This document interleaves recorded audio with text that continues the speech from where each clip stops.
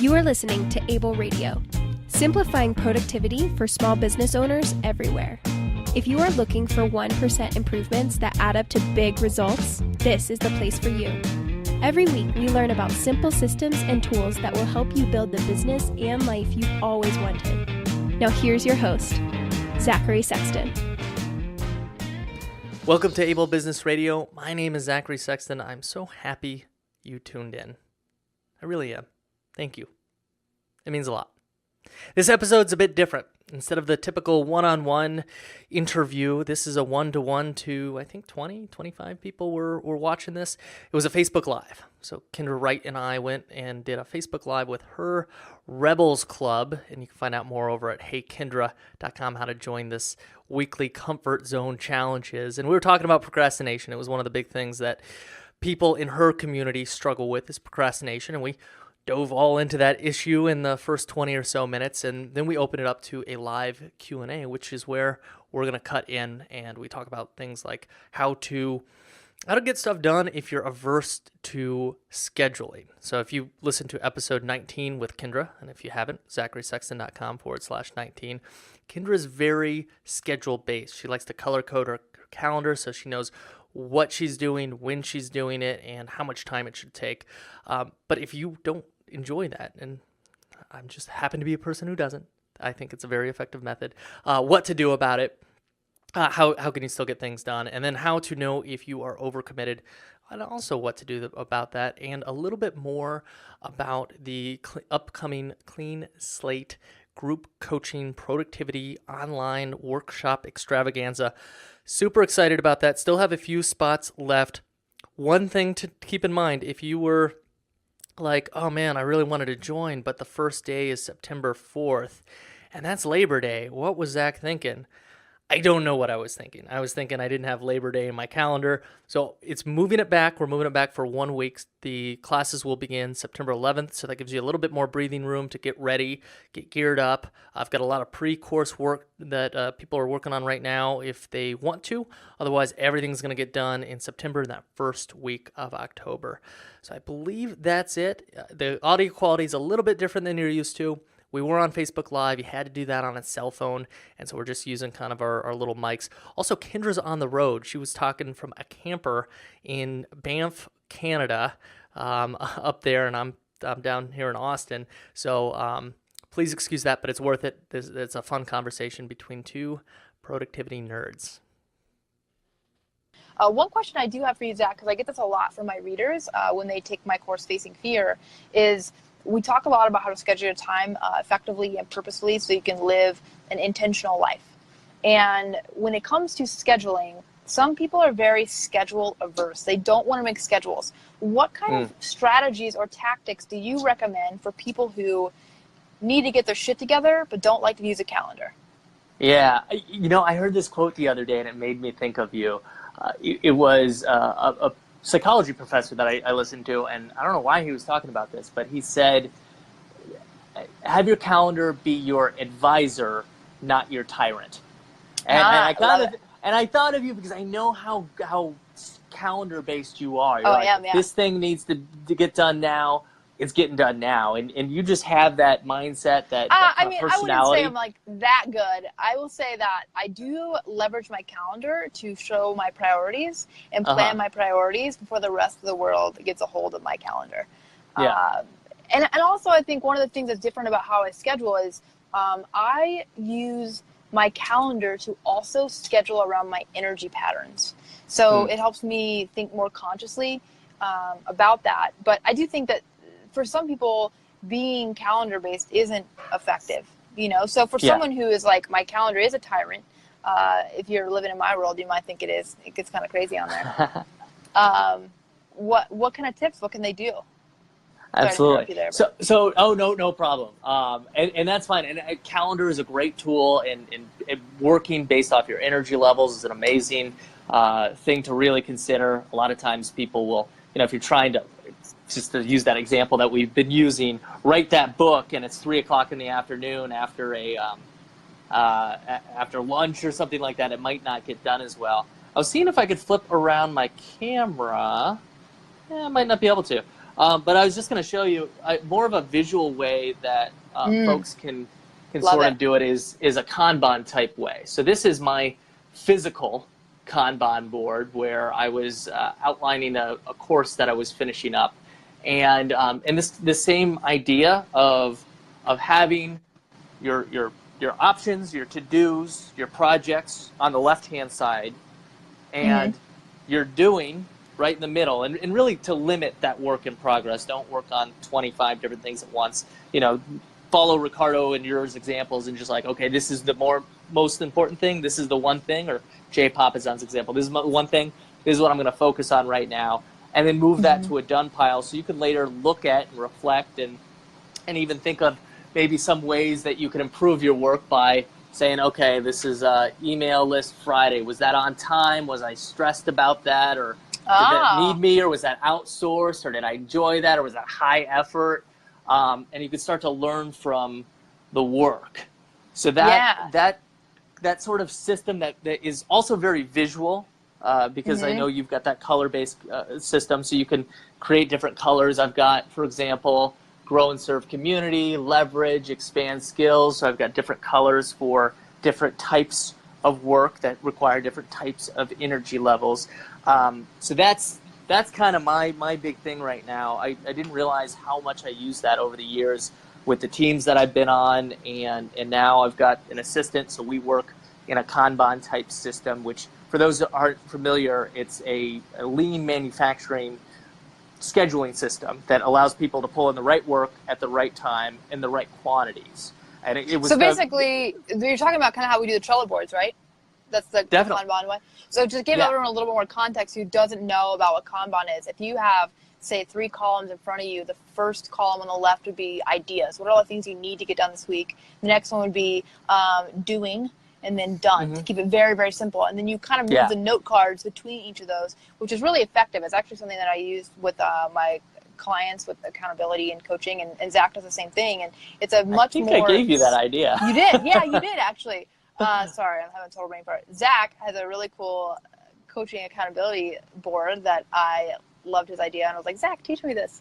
And it's working out really well. I'm using it with some of my clients, and we'll be rolling it out to others. But if you are not good at scheduling on your calendar, you should consider doing a Trello board or a sticky note based board where you have all your ideas and your tasks, priorities, and then you move them to the doing and then done. One thing I really love about that system is it's very rewarding because you get to see what you've actually done. Yeah, that's a big benefit of the system. You could improve on your work, like I showed you with some of those matrices back there. But it's just seeing it at the end of the week, because a lot of traditional to-do list managers, you click the check button, and that's pretty satisfying, but then it goes away, and then you have no sort of record of your work. The other thing that it allows you to recognize, oh man, okay, I did this work, and I didn't account for it. So let me think about all the work that I'm actually doing. A lot of times people are working 50, 60 hours a week because they don't recognize, and they come to the end of the week, like, oh my gosh, what did I get done? Maybe nothing that important, or maybe a lot, but when you finish work that's routine, stuff that you do all the time, you tend to forget about it like that. Definitely. And so if you're just doing a lot of low-level routine work, it could feel like you're grinding all the time, and you're not even knowing what you're accomplishing. You might be accomplishing the right things, you might not be, but you don't know if you don't have that evidence. Yeah, I think you make a really good point there, because you can get to the end of the week and you can actually accomplish a lot, but you don't feel good about it. And if you're I think a really good way to take this tip and apply it right away would be, if you're getting to the end of the week and feeling similar, I would start keeping a list of your done lists. What did I do this week? And even just jotting it down on a notepad could be really, really helpful. And then by the time you get to the end of the week, you're like, no wonder I feel crazy. I just did all these things. And some of those are routine. And as you mentioned, they kind of become easy to forget. And so just if you would like to take that tip and make it really actionable, I would say start a done list this week and keep track of what you actually get done. I find that to be very rewarding with that system. So. And then and Ankit just said that emotions is a big part of his productivity. And I'm the same way. If I don't get a good night's sleep, boy, does my productivity go down the drain. And the nice thing about having whatever organization of work that you have is, whether it be Kanban, whether it be just a traditional to-do list, you can look through that list and find some low-level work that you could still accomplish. So you can do like, okay, this is the copy-paste job that I've been meaning to do. I'll just do this because I'm kind of brain dead right now. Or if I'm upset, like, okay, this thing always makes me happy. This is something that could be fun. Let me pull this into the doing column and work on this for a little bit until maybe my mood changes or however that works. Yeah, I think that's an excellent tip.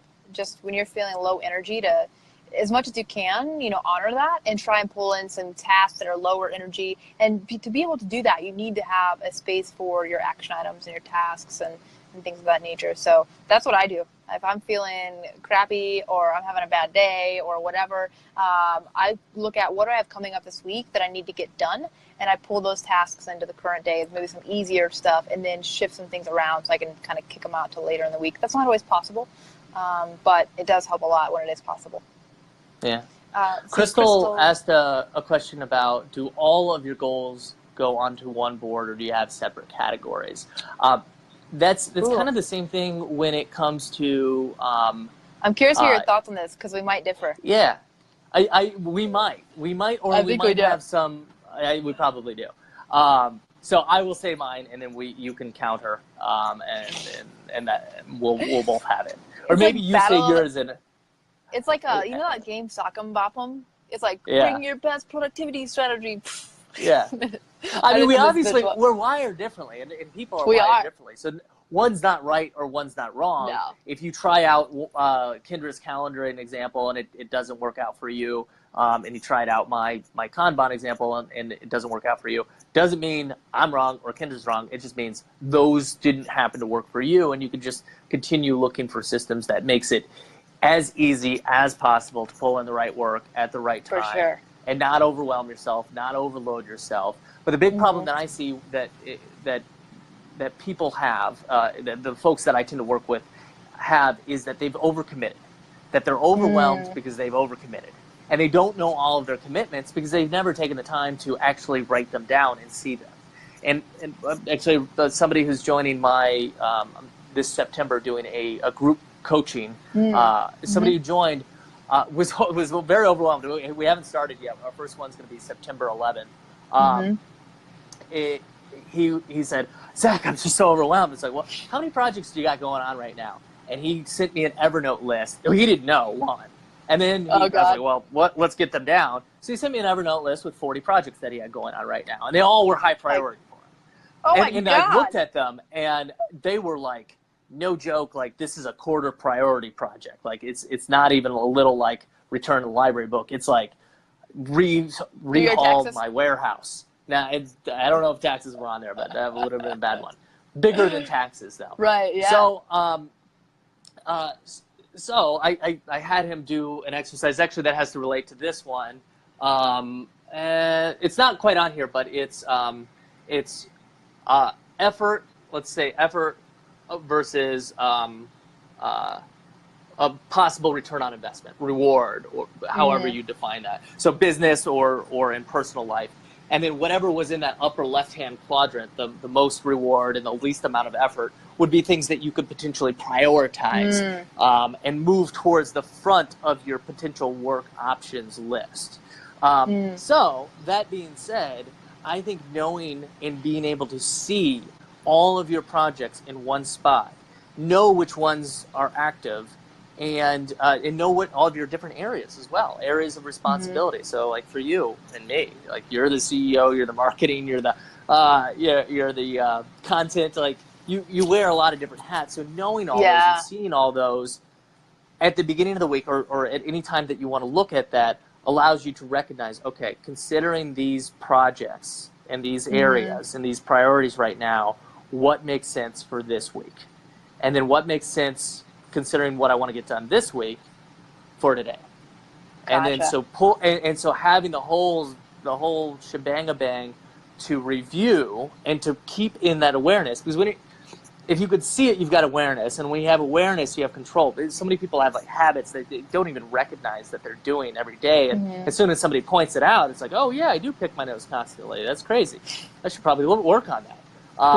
and the same goes with projects. Like, oh yeah, I am thinking about that project constantly. Doesn't mean I'm necessarily getting much done on it, but since it's an open project, your brain can't help but think about it.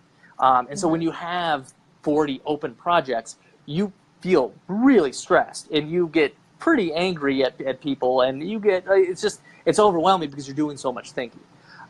So a long story short is, yes, I do put all the projects on there, but I only work on the 2 or 3 that are most important right now, like that just-in-time that you talked about. Just-in-time projects, just-in-time learning, just-in-time to-dos, and then procrastinate all of the other projects. Know that they're there, be aware that they're there, and a lot of times they'll drop off. You're like, oh, okay, I guess I didn't really need to do that one, and then you just delete it. That's not a big deal. Definitely. Yeah, I want to share my my insight to that question because mine's different. And then also I want to answer DA's question here, and then I want to talk about something really cool that you have coming up so we can kind of wrap up here because I know you got some things going on today too. So to answer, let me see, Crystal's question, do you use the same board for all your goals or separate boards for each category like work, family, money, etc.? What I tend to do is I compartmentalize. So I have work, business, work, whatever, and then I have my personal life. So I keep both of those very separate because to me, I'm in a different brain space. And when I mix all those together, it's very overwhelming for me. So compartmentalizing that way works very well. And I keep all my kind of work tasks in Asana, which is a project management software. And then I keep all of my personal life stuff in Todoist, which is I'm all digital. Zack's very paper, I'm very digital.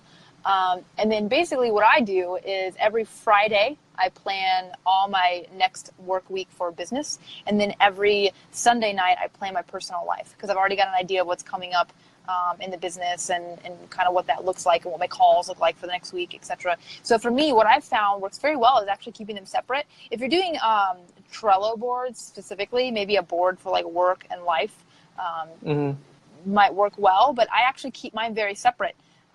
And I've seen, Zack's system work really well for some people, and I've seen my system work really well for some people. So I think the key to great productivity, a big part of it that's not often talked about, is just self-awareness and realizing what things work well for you and what doesn't. And sometimes things will work well for a little while and then they change, pretty common.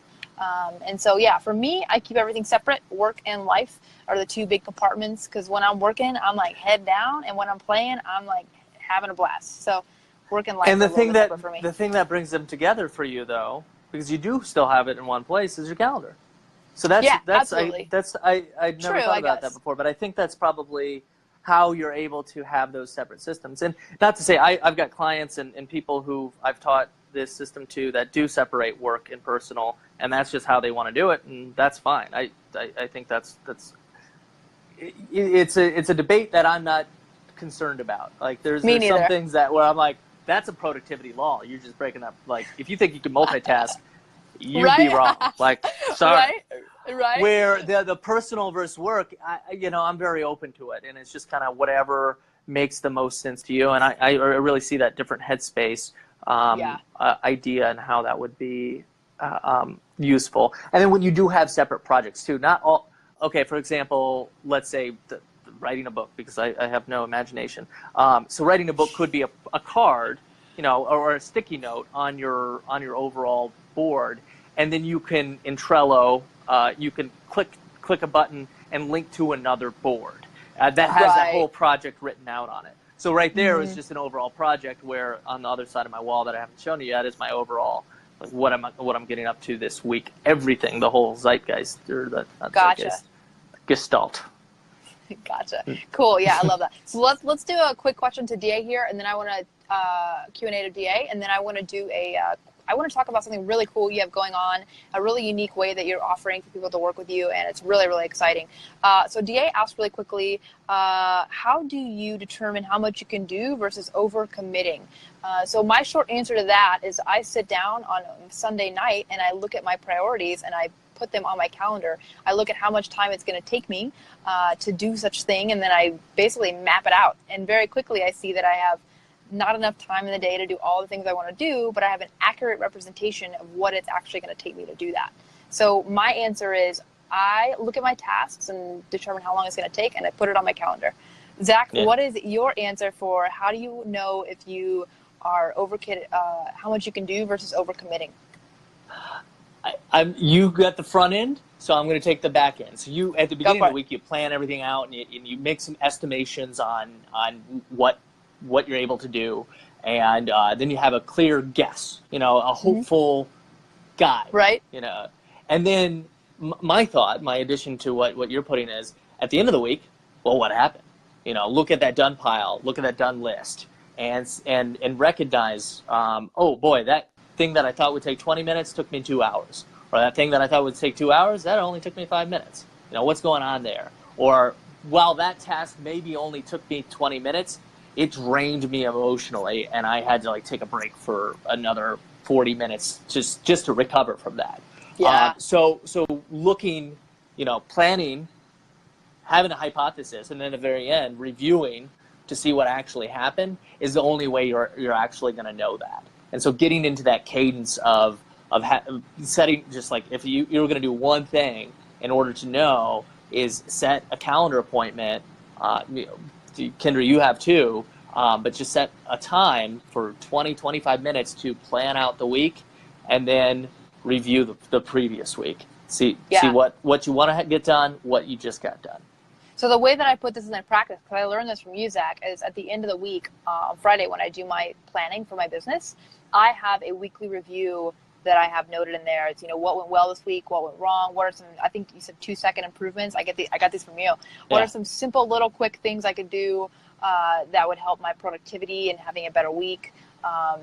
Those kind of things. So just having a routine time that you review your week is really helpful to understand what took how much time and how much energy and how to improve the next week a little bit over the last. So I love that weekly. It's like the weekly plan and then the weekly review, essentially, kind of. Yeah. So cool. Definitely. And we've covered a lot of different things here on productivity and some tips. And I would just recommend choosing one thing that really speaks to you and thinks you could be really helpful, and just starting with that. And just productivity tips executed are better than productivity tips that you just think about and dream about. So speaking of that, I want to talk about something Zack has going on that's super cool and I'm super excited about. And he has a few spots open. So if you want to tell him a little bit about your Clean Slate program, if you're feeling really overwhelmed right now and you have a lot going on, Zack is the man you need to talk to. So tell us a little bit about the Clean Slate program.